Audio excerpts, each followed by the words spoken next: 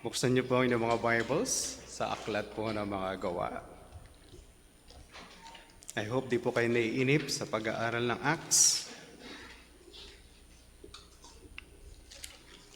Acts chapter 20.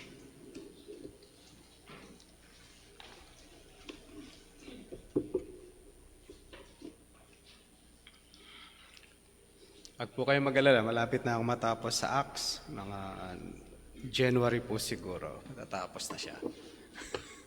Tagal pa ba? Mabilis na ako para sa mga kaibigan kong nakangaral. Yung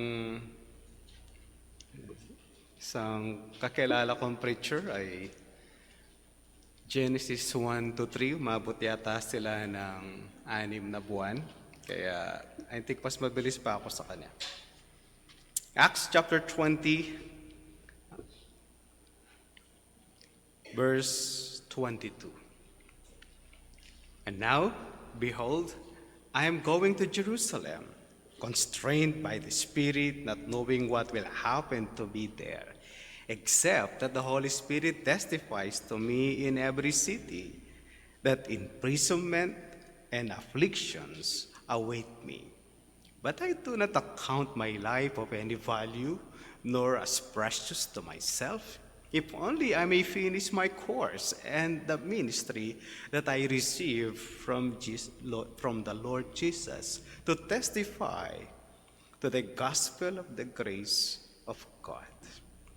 And now, behold, I know that none of you among whom I have gone about proclaiming the kingdom will see my face again. Verse 26. Therefore I testify to you this day that I am innocent of the blood of all, for I did not shrink from declaring to you the whole counsel of God. Manalangin po tayo. Ama, kami po ay muling lumalapit sa inyo at naninikluhod for wisdom. Humihingi kami ng enlightenment na sa aming pong pag-aaral ng inyong mga salita, kausapin kami at maunawaan ang inyong gustong iparating sa amin kung paano po ito ninais ninyo sa magitan po ni Dr. Lucas. Sana maunawaan namin ang ganon at maipamuhay po namin ang inyong mga salita. Sa pangalan po ng aming Panginoong Jesucristo, ito pong lahat ang aming dalangin. Amen. Hindi ko po alam kung nakakapagbasa kayo, nakakapanood sa YouTube ng mga preachers or evangelists that they have their own ministry and extent of their life. At hindi po lahat malaki o mahaba ang kanilang ibinubuhay sa balat ng lupa. They are short at hindi naman all things well. Merong maagang namamatay, merong matagal na bubuhay. Depende sa layunin ng Diyos para sa kanilang buhay. Ang isa sa author ng Great Doctrines booklet na ginagamit po natin sa pag-aaral, isa sa mga sumulat po noon at gumawa ay si Pastor Rich Kearns. At si Pastor Rich Kearns ay hindi rin matagal ang kanyang buhay. I think hindi siya umabot ng age 50 at siya ay kinuha na ng Diyos. Sabi nung mga miyembro ng Grace Church of DuPage, siya daw ay magaling na mangangaral. Sa mga reformers, si Robert Mackin ay hanggang age 32 lang at siya ay kinuha na ng Panginoon. Si Charles Haddon Spurgeon, ang isa sa merong malaking ministry na sukdulan sa hapon, hindi niya pinapa-attend ng kanya mga members sa afternoon service kahit na meron silang 5,000 na upuan sa loob para daw yung mga bisita ay makadalo. Pwede silang dumalo yung mga members niya kung sila'y sa labas pagka Sunday afternoon. O, ganun po yun. Meron siyang ministry ganon, merong isang pastor na isinara ng isang deacon yung kanyang simbahan at hindi siya makapangaral sa loob, ang ginawa nila ay nag-service sila sa parking lot. Ano, iba-iba po, no? Yung, wag tayong magtataka, the pastor we love sometimes has a long life, a short life, at iba-iba din sila ng kakayanan at iba-iba din sila ng talento. Kaya tinatanong minsan ng mga theologians kapag meron silang nakilalang pastores, ano ang iyong specialty? Pastor, tinatanong po yun, dapat ba? Merong ganun. Meron po, nagtataka rin ako eh. Meron palang mga ganun. Merong magaling sa end times. Kapag pinag-usapan nila yung end times, sino magaling sa inyo sa end times? Kasi meron silang ituturong pastor, yun, ng magaling sa end times. Sino magaling sa biblical theology? Meron silang ituturo sa iyo na ito magaling sa biblical theology. Pero lahat sila, alam nila lahat yun. No? Pero pag sinabing magaling, may talaga silang itinuturo. They have their own gifts. Kaya wag po tayong magtaka, when you meet pastors, meron silang kani-kanyang kakayanan. Then yun po yung ibinigay ng Diyos na gift po sa kanila. At yun yung ministry na ibinigay lang. Ngayon pag-uusapan po natin at patuloy natin pag-uusapan ang misyon sa episode. At marami na po ako natalakay. Sa diretso na po na ako chapter 20. Natalakay ko na po yung break sa verse 1 to 16. Yung verse 20 to 17 ay yung farewell po ni Apostol Pablo sa mga leaders ng simbahan ng Efeso.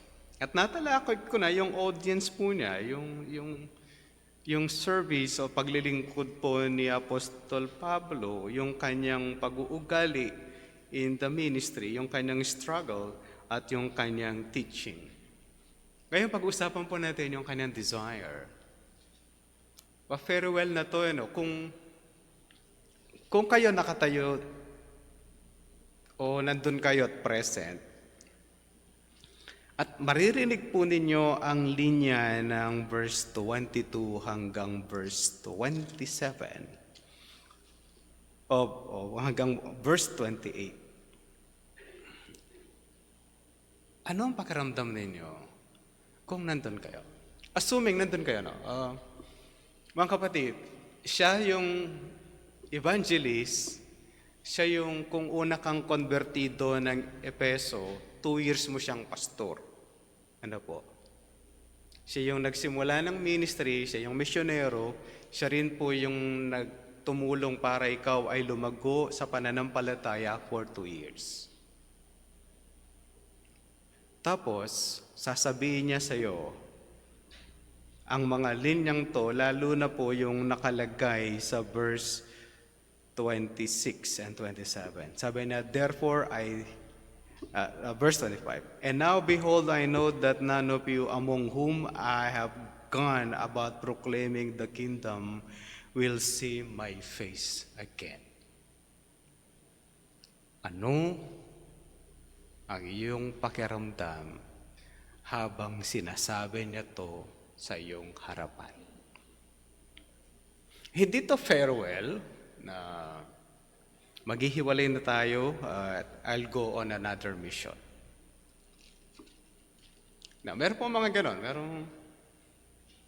Meron akong napanood na ganon is yung misyonero ay aalis na doon sa isla. Then sabi niya, aalis na ako. Hindi mo alam kung babalik po yon. At yung buong tribe na nagkaroon ng pananampalataya sa ating Panginoong Jesucristo ay umiiyak.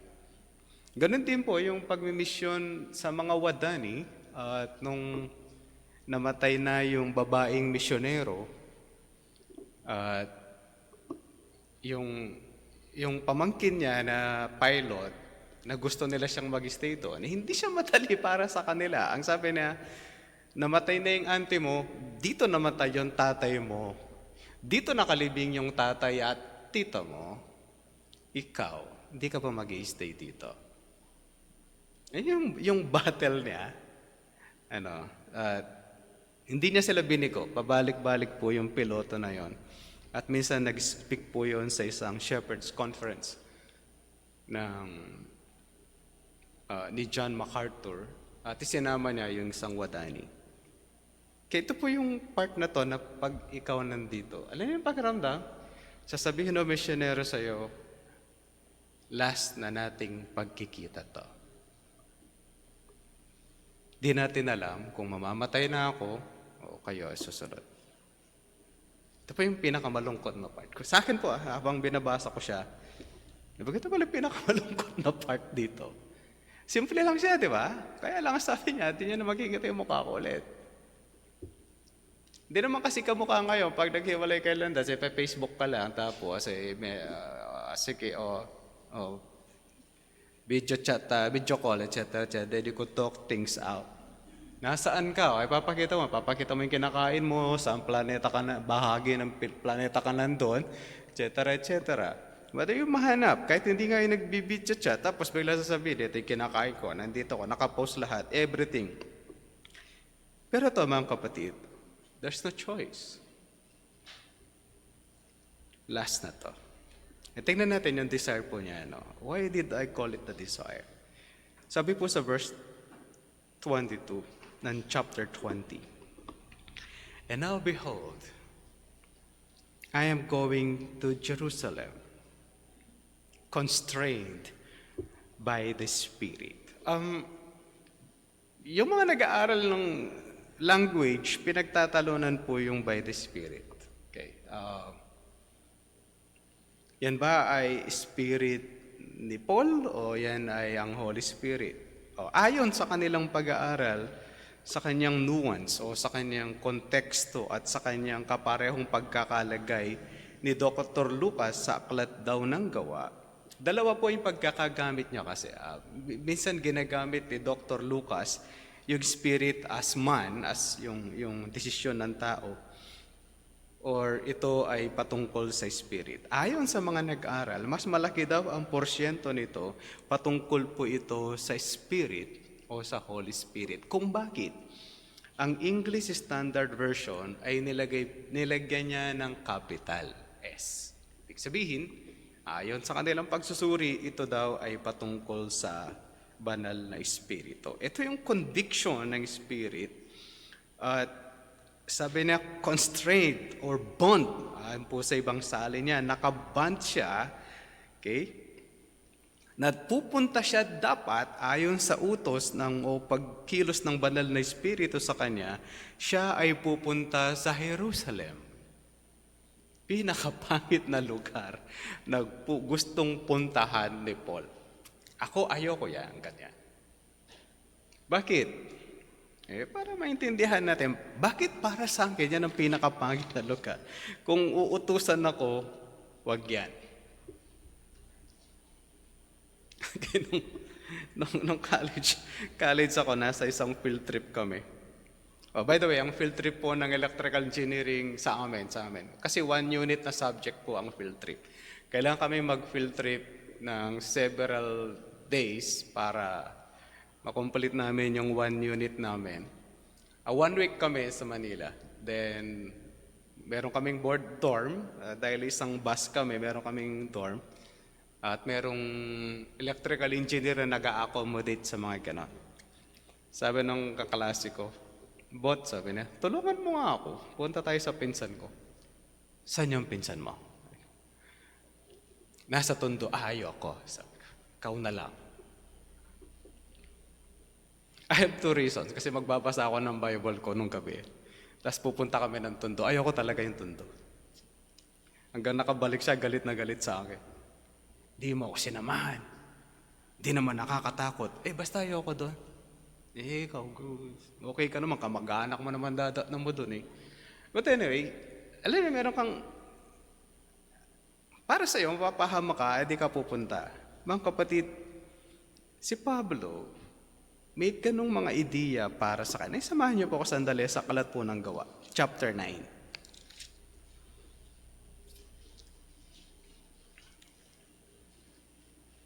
Sa Acts 9,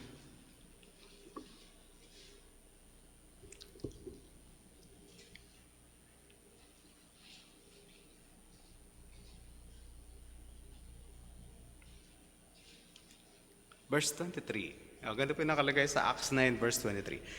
When many days had passed, the Jews plotted to kill him, but their plot became known to Saul. Ay, yung dati Saul ang pangalan niya, tapos ginawang naging Paul. They were watching the gates day and night in order to kill him. But his disciples took him by night and let him down through an opening in the wall, lowering him in a basket. Oh, baka akala niya kakalimutan niya yan. Baka akala din natin nakakalimutan ng Hudyo yan. No. Hahabulin siya ng mga Hudyo. Mga kapatid. After Acts 20, pupunta si Pablo sa Jerusalem. Hahabulin siya ng Hudyo. Saan siya pupunta after that? Kaya pag sinabi natin, Pastor, di na nakalimutan na yan after so many years. Siguro dahil sa kakabugbog sa kanya, malamang-lamang nakakalimutan din na yan. Hindi niya nakakalimutan. Kayo, gusto niyo ba to? Pupunta ka sa isang lugar, alam mo ikaw ay mapapahamak. At hindi to biro, it's a death penalty. Papatayin na yung gusto mo. Murder. At sa kanila, hindi sa murder kasi religious setup ito. Baka hindi naman sila hulihin ng mga Romano, but biblically speaking, murder ang gagawin po nila. Pero, sure ito. Sukdulan merong mga Hudyo na hindi magpa-fasting, mapatay lang si Paul after Acts 20. Hudyo po yun. From Jerusalem. Alam ni Paul yun? Alam niya, kaya sabi niya, hindi ko alam anong mangyayari sa akin sa Jerusalem. Kaya last time yan ito makikita yung mukha kong to. Ito na yung last na magkikita tayo. Kasi hindi ko alam anong mangyayari doon sa akin. Kaya pag sinabi natin mga misyonera, mga kapatid, hindi biro-biro. Well, Pastor, biro ba ang magmisyon? Hindi, pag nalaman niyo yung mga kasaysayan ng mga misyonero, nakwento ko na sa inyo yung mga bugkalot. Nung nagturo kami minsan ng Book of Jonah, nakwento nila yung storya ng mga bugkalot. Nandun sa taas ng bundok yon. By the way, ang tanim nila, kung anong tanim po sa Baguio, meron din sila. Sa Dupax del Norte. Paano nakarating sa inyo ang mabuting balita? Sabi ko. Merong matapang na misyonero na pumunta sa lugar namin at nangaral ng salita ng Diyos. And it's not easy. Hindi daw madali dahil yung mga bugkalot, kapag sila ay nagbinata na at sila ay mapantunayan ng kanilang pagkabinata, kailangan meron silang mapupugot na ulo, tapos mula doon sa bundok, ilalaglag yung ulo papunta doon sa tribe, kung saan nakatira yung tribo. Then sasabihin ng mga kalalakihan at mga tao sa tribo, binata na yung bata na yun. Hindi na siya bata, binata na siya nga. Matanda na siya. At yung misyonero na pumunta doon, muntik na siyang napugutan ng ulo. Nung tatagain na siya, nung binatilyo na inalagaan niya at kinaibigan niya for a while, buti yung pastor may pinulot tapos biglang dumaan yung itak at hindi siya natamaan. At tinakap niya yung binata. Paano kung umatras yung misyonero? Sabi ko nga doon sa mga pastor. Sabi nila, Pastor, sa susunod doon tayo sa kabilang bundok. May church dyan. Mayroong pastor, 7 churches. Sabi na, gusto mo doon? Okay lang ako kung gusto niyo doon. Takot naman ako, no? Pero, sige, kung gusto niyo doon, doon tayo. Eventually, hindi siya natuloy. Hindi ko alam ano nangyari doon sa contact namin. Di na kami nakabalik. Di naman kami takot kasi sabi nung anak ng isang bugkalot, Pastor, dati kami namumugot, hindi na ngayon. Kaya, okay ka na doon, pupunta. Hindi na kami nakabalik, ano? But sana ako gusto ko. Kaya lang, hindi po niloob ng Diyos for us to be there. Kaya pag-uusapan natin si Pablo, ganun po yung issue nito, no? Kaya pag nakita niyo yung mga missionary na pumunta sa bundok, bakit gusto niya doon? At gagawin niya yon kahit na nakakatakot para sa kanya. Kaya nga mga Wadani tsaka Warani ay pinuntahan ng mga misyonero nila Jim Elliot. There's a big desire to share the gospel, pero alam nila nakataya ang buhay nila kapag pumunta sa Dilon. At namatay nga yung 4. Buti yung kapatid ng isa ay babae, ginamit ng Diyos para mag-ebanghelyo. At marami naligtas sa kanila. Yun ang gusto ng Diyos para sa kanila. Jim Elliot has a short life. At yung 3 niyang kasama ng mga missionary, they have a short ministry. Di nila na-share ang gospel. Yung babae nag-share ng gospel. Na babae na katribo nila, na naligtas nung siya'y napulot nung isang babaeng misyonero. Iba-iba yung, alam niyo yun, kahit kayo, isipin niyo, paano kayo naligtas? Paano kayo nakarating sa isang simbahan? Paano ka nakarating na makita mo na ikaw ay makasalanan na kailangan mo ng tagapagligtas? Naalala niyo pa ba yung kasaysayan sa pananampalataya? Yung iba, yung parents nila Christian, mapalad kayo. Yung iba, pasaway, may nakasalubong na matinong tao at nagbahagi ng salita ng Diyos. Mukha niya rin palang makasalanan. Dito sa church, isang new tribe missionary ang nagpasimula. Can you imagine? Sa bundok siya, pero dito siya nag-start. Especially nung kabundukan. Yun yung inaral po nun sa Bible school. Ito sa kabundukan, bagay, malapit naman tayo sa bundok. Ilang kilometro lang dyan sa kaliwa ko. But, ito yung pinili niya eh. Kanyang inang bayan para magbahagi ng salita ng Diyos. Kaya iba-iba po kaya si Paul, nung sinabi niya na, "Behold, I am going to Jerusalem," constrained by the Spirit. It's ang banal na Espiritu nag-uudyok sa kanya to go back to Jerusalem. Ang hirap, Pero yun ang gusto ng Diyos para sa kanya. Verse 33, "Except that the Holy Spirit testifies to me in every city that imprisonment and afflictions awaits me." Alam niyo yung kalagayan nito? Gusto siyang ng banal na Espiritu mag-preach sa Jerusalem, pumunta ng Jerusalem. Pero sinabi din ng banal na Espiritu kay Apostol Pablo, sa bawat syudad na pupunta ka, mabibilanggo ka at ikaw pahihirapan. Bakit mo pa ako dadalhin dyan ulit sa Jerusalem? Papatayin ako dyan eh. Alam niyo yung struggle?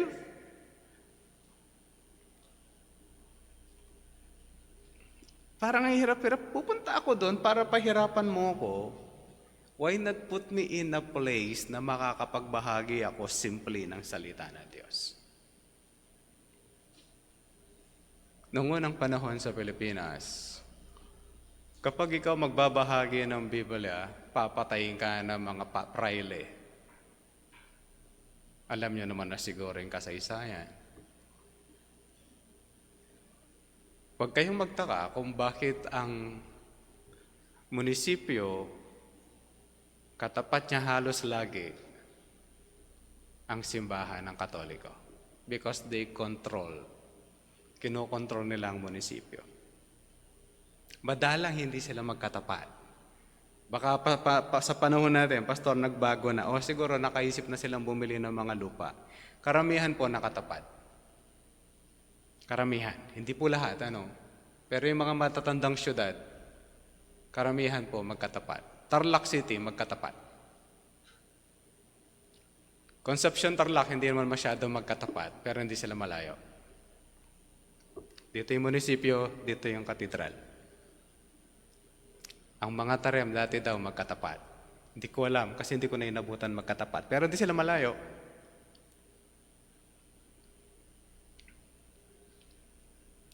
Dagupan City, Isang binabahang kalsada lang ang pagitan. Tama ba? Ganon din po ang Bayangbang. Simbahan ng Tito City Hall. Hindi ko alam kung dati magkatapat kasi Jollibee na yung katapat. No. Pagkatapos po ng plaza. Pag naisipan nyo lang, tingnan nyo lang po. Balungaw magkatapat. Bayan ng Balungaw. Kaya madali ba magbahagi at meron pa rin nag-desire magbahagi talaga ng salita ng Diyos. Kasi bawal, nung unang panahon, binabawal ng mga pari ng Catholic Church basahin yung Biblia. Bakit? Kasi daw baka makapulot ng maling turo yung mga tao. Ganon din yung Iglesia ni Cristo sa panahon natin. Bawal magbasa ng Biblia ang kanilang membro, baka daw makapulot sila ng maling turo. Actually, baka makahanap sila ng tamang turo at magsilayas. Yun lang naman yun.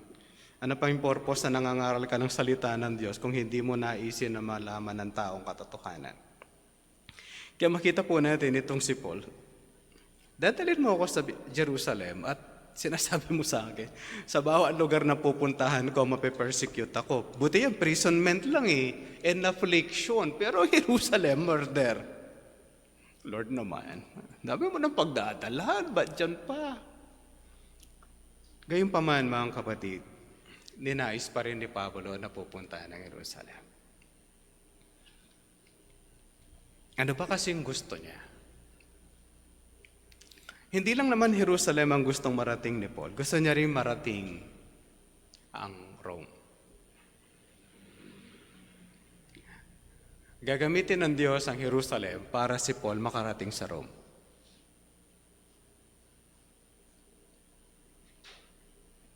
Lang bayad. Dadalhin siya ng Diyos sa Rome through Jerusalem. Malapit na siya, no? Alam niyo ba yun? Pag tinignan niyo po yung mapa ninyo, nasa Europe na siya. Halimbawa, Ephesian Church o Epeso, tatawid ang dagat, Europe na po yun. Okay. Tapos, angat siya, kay yung Philippi mismo, ang idea pag sinabing lugar ng Pilipos, o Philippi, ang tawag doon ay small Rome. Ito lang ang bansa o syudad o bayan sa lugar na yon na ang gobyerno niya ay gobyerno ng Rome. Kahit nasakop ng Roma ang buong Europe, ang pamamahala sa Philippi ay kung paano ang pamamahala mismo sa loob ng Rome. At maganda kapag ikaw ay taga-Philippi, free tax. No land tax, wala kang tax na babayaran. O kaya pag taga-Pilipos ka, yun yung mga privilege mo. Malapit na sa Rome. Paboritong lugar ni Pablo yun dahil marami siyang kaibigan doon. Maraming tumutulong sa kanya sa lugar na yun. Marami siyang kasama in the ministry pag nandun yun. At ingat na ingat yung mga tao para sa kanya. Konting-konti na lang Rome na. Pero hindi yun ang gusto ng Diyos. Iba yung padadaan. Jerusalem, then Rome.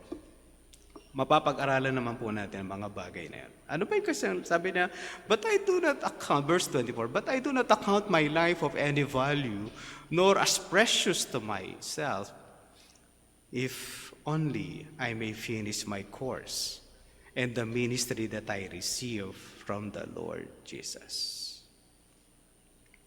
Di naman niya sinasabi na okay lang naman, wala namang kwenta yung buhay ko. Mga kapatid, tingnan yung mga linya, Nagsisiguro si Paul na hindi siya mapipick up ng maling idea. Hindi yung ipapakulong siya ng Diyos at pahihirapan siya at para kay Paul, hindi ko naman sinasabi na walang kwenta naman yung buhay ko. O mahalaga naman para sa akin. Alam niyo ba yun? Yung parang, bakit naman Jerusalem? Mamamatay naman ako dyan Bakit? Hindi ko naman pinapahalagahan ang buhay ko. Hindi ko naman sinasabi na give me a long life. Parang ganun po yung idea niya. Kasi ito yung kanyang desire. Sabi na doon sa ikalawang bahagi po nung 24, if only I may finish my course. na matapos ko lang yung ministry na ibinigay ng Diyos sa akin o ibinigay ng Panginoong Jesucristo sa akin. That's Acts 9. Ang sinabi ng Diyos sa kanya, ikaw ay magiging apostol sa mga Gentiles. Ngayon, kung siya mamamatay na sa Jerusalem, paano siya magiging apostol sa buong Sansinuko o sa mga Gentiles? Dahil alam ni Paul, going to Rome, pag dumating siya sa Rome, kung nandun siya, posibleng mas may kalat ang mabuting balita. Bakit?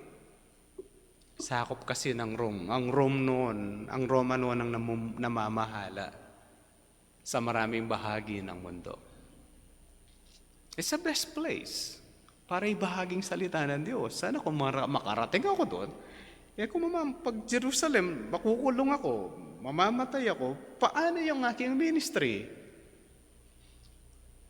Alam niyo yun? Alam niya na pag pumunta siya ng Jerusalem, mamamatay siya, posible siyang mamatay, posible siyang makulong, dahil alam niya yung ugali ng mga yun, dahil doon siya galing mismo, dahil kaugali niya yung mga yun eh. Ano ba yung style ni Paul? Kung kumuha siya ng letter sa mga high priest para hulihin ang mga Kristiyano, ikulong o kaya patayin. Kung merong ganun din kamukha niya, at alam niya merong ganun, posible nga hindi siya magtagal. Si Stephen di naman nagtagal. Isipin niyo yung gaano kahaba ang ministry ni Stephen? Isang preaching. Tapos, patay. Yun lang yung nakaalat sa kanya, yun lang yung binigay po ng Diyos sa kanya na ministry. Stephen, mga aral ka, patay ka na mamaya. Ganun lang kaikli yun. Kaya pagsabi, ang punto ko mga kapatid, si Pablo, alam niya, pag napunta ng Jerusalem, pwede siyang makulong, pwede siyang mamatay. Sabi niya, hindi ko naman pinapahalagahan ang buhay ko. Baka pwede tapusin ko muna yung kurso ko. Baka pwedeng tapusin ko naman yung ministry na binibigay mo sa akin. Ang pinagkaiba, hindi siya alam niya yung ministry. Tayo hindi natin alam how extend our ministry. Hindi natin alam gaano kalawak yung ipinapagawa ng Diyos sa atin. Malalaman mo na lang yun pag nandun ka sa isang lugar, ay natid ako ng Diyos dito para gagawin ko pala mga bagay na to. Alam niyo yun, pag kami na-accomplish na lang through time, kaya pala dito ako, gusto ng Diyos, dito ako, may purpose siya para sa akin. Hindi po ito purpose-driven life, O baka nabasa niyo yung purpose-driven life, tapos sasabihin pa sa inyo ni Joel Austin, this is the best life on this earth. Pag nandito ka sa earth, this is the best life. This is not the best life. The best life is when we will be with God in the new heaven and the new earth. Hindi dito, di mo, nagre-reklamo na kayo, panay kayo cancel ng klase, half day. Nung una, natutuwa ka, walang klase. Ngayon, ayaw mo nang matuwa kasi wala ka natututunan. Sasabihin natin, ako gusto ko, walang klase. Pagka nagbakasyon naman ng 2 buwan, gusto mo nang pumasok kasi labaon. Wala ka rin matututunan. Di ba? Di ba gusto nag-aaral? Kasi pag nandun ka sa school, dami mong natututunan, di ba? Kaya tandaan niyo to mga kabataan, ang pag-aaral ang pinakamadali niyo nang gagawin sa buhay ninyo. Dahil pag graduate ninyo, depression ang kasunod. Bakit? Graduate ka, lakatrabaho. Tanungin niyo po yung mga may trabaho dito, kayo po ba nahihirapan pag graduate nyo? Pag sinabi ng hindi, subukan niyo tanungin ulit. Pakaisipin niya, pag graduate nyo, mahihirapan kayo, lakatrabaho. Tatanggapin ba ako? Kaya habang nag-aaral kayo, yan na po yung pinakamadali. Wala na mas madali dyan. Pastor, pag may trabaho na ako, mas madali. Tanungin niyo po yung may trabaho, kung mas madali ang buhay nila ngayon kaysa nung nag-aaral sila. Dahil pag nag-aaral ka, tinamad ka, magagalit lang magulang mo. Kapag unbeliever ang boss mo, nagtrabaho ka at nagtamad ka, maririnig mo yung hindi mo pa naririnig. Na ayaw mong marinig. Pero kailangan mong marinig at kailangan mong tanggapin kasi siya nagpapasahod sa iyo. Kaya po si Paul, Alam mo na yan, ito lang yung aking ministry. I have a short. Hanggang dito lang ba? Kaya tayo rin, kung saan kayo nandun, merong ministry ang Diyos na ibinibigay po sa inyo. Do your job. Do your mission. Dahil hindi mo alam gaano katatagal dito. Paano kung... Sana, hindi naman tayo Stephen lahat, no? Isang preaching, patay na siya. Si Robert Mackin, 32 years old, patay na. Si Rich Kearns, hindi siya umabot ng 50, kaibigan niya, mga doktor pa. Kaya kapag pupunta sa doktor po yun, pinapalabas daw lahat ng tao doon sa clinic. At ang nandun lang yung doktor, tsaka siya. Pagkatapos siya sa doktor, nakangiti po, lumalabas siya. Pag tinanong mo yung doktor, anong ginawa ni Rich Kearns doon sa opisina mo? Ayun, sumigaw-sigaw lang doon sa sakit. Tapos ayaw nang ipakita sa iba, paglabas niya, nakangiti. Tapos ready siya mag-preach on Sunday. Hanggang namamatay po yun, nangangaral po siya. Na bedside ministry ang tawag niya. Kaya mga kapatid, ito po yung request ni Paul. Ano yung gusto niyang gawin? Sabi niya, ituloy po natin. To testify to the gospel of the grace of God. Ito yung gusto niyang sabihin sa mga tao. Ibahagi o sabihin sa tao ang mabuting balita. Ano yung mabuting balita? Ito yung biyaya ng Diyos. Pag sinabi nating biyaya, ito yung bagay na hindi mo pinagpapaguran, hindi mo pinagpapagalan, pero ibinibigay ng Diyos. It's free. Anong ipinibigay ng Diyos na free? Kaligtasan ng tao. Bakit? Hindi ka na magtatrabaho for you to be saved. Hindi ka na gagaw. Pastor, kailangan ko bang gumawa ng mabuti to be saved? No. Hindi kailangan. Hindi pa pwede yun. Hindi ba magpapakabuti muna ako para ako ma-save? Una, hindi mo man kaya. Mabuti ba kayo?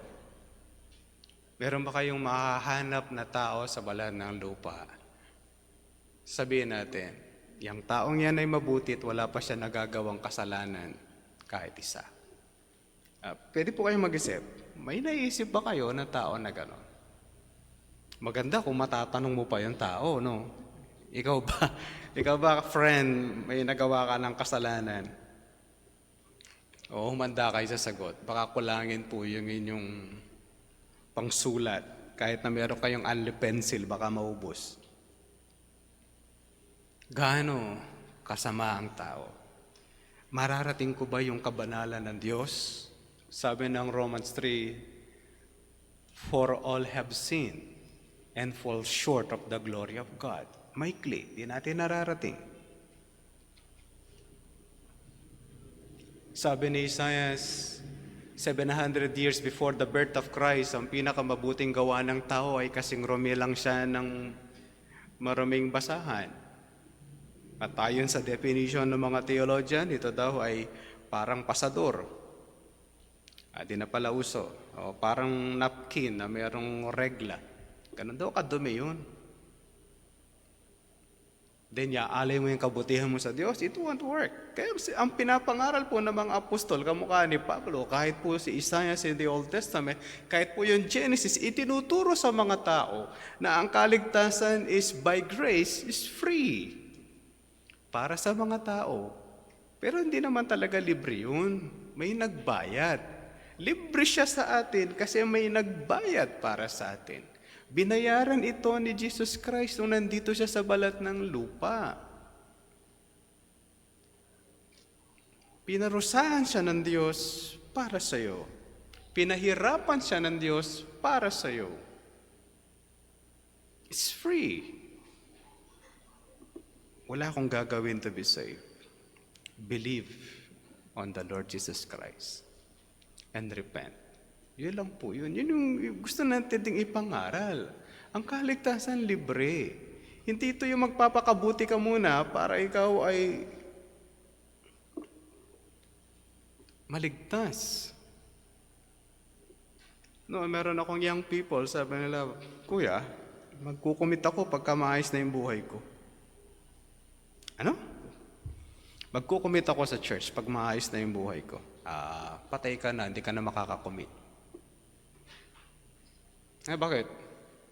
Gagawa ka naman kalokohan mamaya pag nagiwalay tayo ngayon, di ba? Oo. Oo. Kailan ka magkukumit? Pag patay na ako, sarado na yung church, dumating na si Jesus Christ, end of the world. By the way, nag-commit po yun. Naging member po ng simbahan. Sabi ko, hindi ganon. Ang kaligtasan ay libre. Hindi mo kailangan maging banal para ikaw ay maligtas. Dahil meron nang nagbayad para sa'yo, para ikaw ay maging banal at i-separate ka ng Diyos sa kasalanan. At yun ang ating Panginoong Jesucristo. Yun po yung gusto ni Paul. Parang sinasabi na, wag mo muna akong patayin. Pabayaan mo muna akong mangaral ng salita ng Diyos. Yun po yung gusto sabihin ng line eh. Hindi ko naman pinapahalagahan ang buhay ko. Sabi niya, pero sana man lang, matapos ko naman yung ministry. Pwede bang tapusin ko muna to?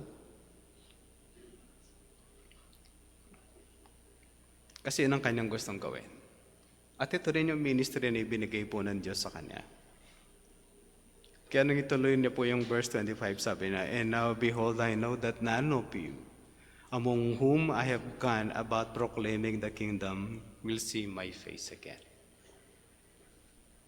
Hindi na makikita ulit. Hindi na makikita ang mukha ko ulit. Sabi na, therefore I testify to you this day that I am innocent of the blood of all. For I did not shrink from declaring to you the whole counsel of God. Ang mga Hudyo ba ay merong kakulangan sa kanilang pangangaral ng salita ng Diyos? Yes. Ang ipinapangaral ng Hudyo ay ang Old Testament na meron silang inihintay na Messiah. Si Pablo, ang pinapangaral niya, yung inihintay nating Messiah in the Old Testament, siya yung Messiah na inihintay natin, ang pangalan niya ay Jesus. Yung inihintay ninyong tagapagligtas, yung inihintay natin tagapagligtas, dumating na siya at yun ay si Jesus Christ. That's the whole counsel of God. Ang Old Testament ay nakatingin kay Jesus Christ as Savior. Ang mga nasa New Testament ay nakatingin pabaligtad kay Jesus Christ. Tinitingnan nila, siya ang fulfillment o inihintay na hari ng Sansinukob. Spiritual king. But eventually will lead this world. Ang buong Sansinukob. Siya rin mamamahala sa bagong langit at bagong lupa. Ito po yung misconception sa ibang mga group. Ang misconception sa iba is, hindi sila bumoboto ng presidente dahil ang kanilang hari daw ay si Jesus Christ. True po yun, spiritually. Pero yung pamamahala sa mga bayan, bumoboto po dapat tayo. Basta wala akong mapili. Mamili ka na lang doon sa wala kang mapili. Mahirap ba yun? Baka meron ka pang mapipili doon sa ayaw mong piliin. Kaysa kukuha kayo ng papel, tapos, alam mo yun? Kukuha sila ng papel, kukunin yung buong papel, tapos pipirma lahat, tapos ipapasok doon sa machine.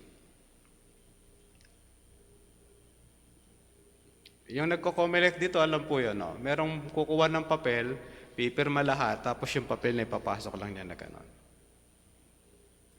O sana kung ako yung COMELEC, gustong-gusto ko lahat yun. Sana lahat ng boboto, gano'n na lang, para uwi na ako ng alauna.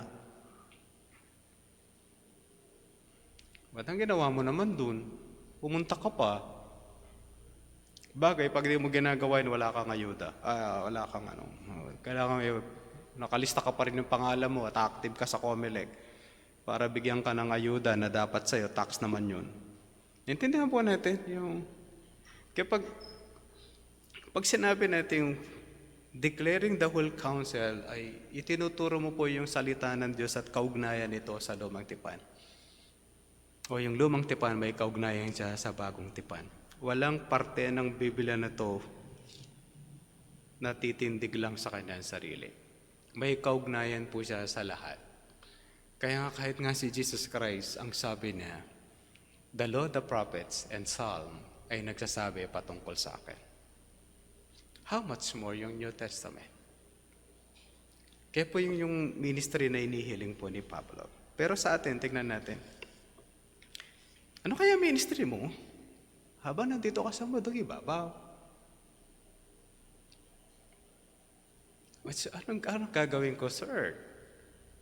Basta, pwede ba akong si plain member? Anong gusto mong sabihin sa plain member? Walang ginagawa o wala lang?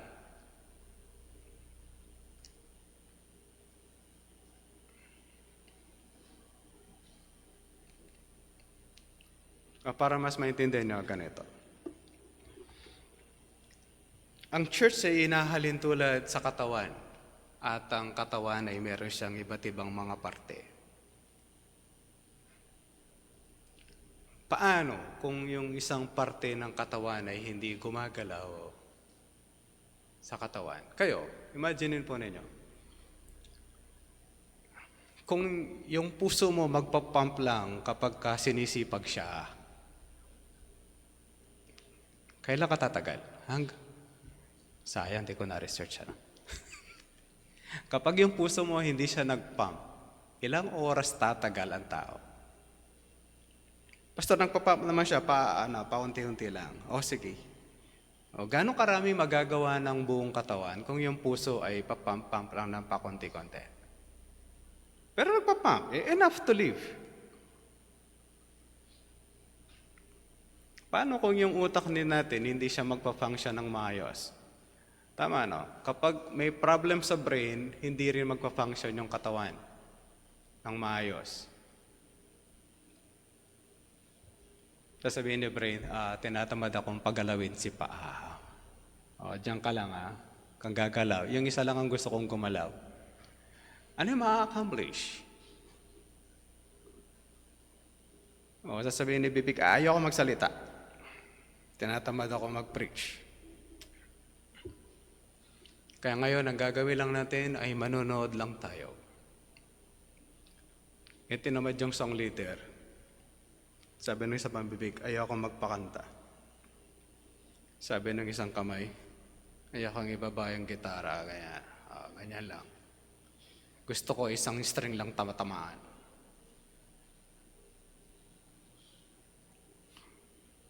Tapos sabi ng kamay na isa, ayokong pindutin itong computer na to. Bahala kayo, i-memorize nyo lahat ng lyrics dyan. Title lang sa inyo. Simple worship pa lang yun.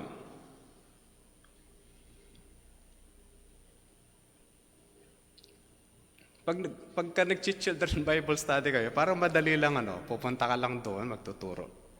Ang maganda doon na ginagawa natin is we do it sa classroom. Palagay niya, nakikinig sila lahat.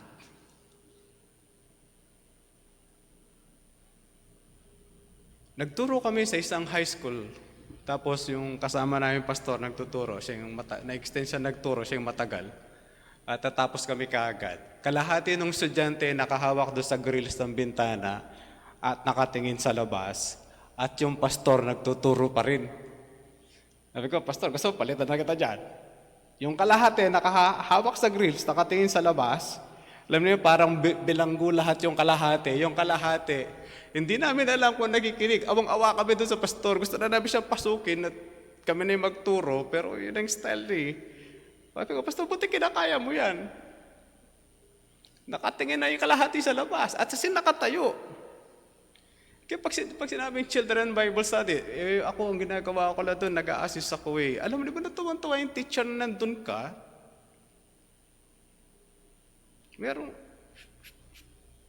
Alam niyo yan, yung assistant niya, Meron naglalakas. Simple part nun Kahit nandun ka sa classroom, akala mo nakikinig lahat yun. Sa church ko, natutulog kayo minsan Nakangaral ako dito 1 oras lang Tutulugan niyo pa ako, tapos committed pa kayong makinig sa akin. Paano pa sa children Bible study? Di naman committed makinig yun Ay, hindi ko po sinasabi na kukutulog kayo. Wala naman tayong recorder dito. Wala ba? Wala naman linagay po dito. But, ang point lamang kapatid, the role of everyone na nandun is so simple. Pero meron siyang ginagawa para i-lighten ang work mo. O, meron kaming assistant, tagadala ng chocolate lang yun. O, tuwan-tuwan na kami. Pag napagod na ako, pag ako nagturo, nandun siya, Pastor, merenda ka na. Kahit nagtuturo, merenda ka na po. Di ba ako natutuwa? O kung habang nagtuturo ko, time out ako, kuha ka sandalin juice. Ano sa inyo, ilan juice sa inyo? Tag-isa lang, dalayan tayo na babalik. Pagbalik mo din na nakikinig yun. But somebody has assisted para tulungan ka doon sa simple-simpleng ginagawa nun. It helps. O, di ba, naupo lang kayo pagdating nyo dito? Kasi may nagwalis tsaka nagpunas dyan eh. Kung wala,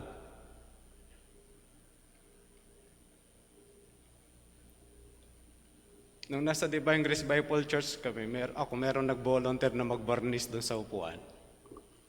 Sabi ko doon sa nagbabarnis, hindi tama yung barnis ninyo, hindi yan didikit. Sabi nung promotor, didikit ito kuya, sabi na. Hindi didikit yan. Didikit. Hindi didikit. O sige, binarnis sa lahat ng upuan. Tapos pagdating namin, nakita namin yung leader ng ASE nagkukudkud ng basahan doon sa mga upuan. Sabi ko, Papa, bakit?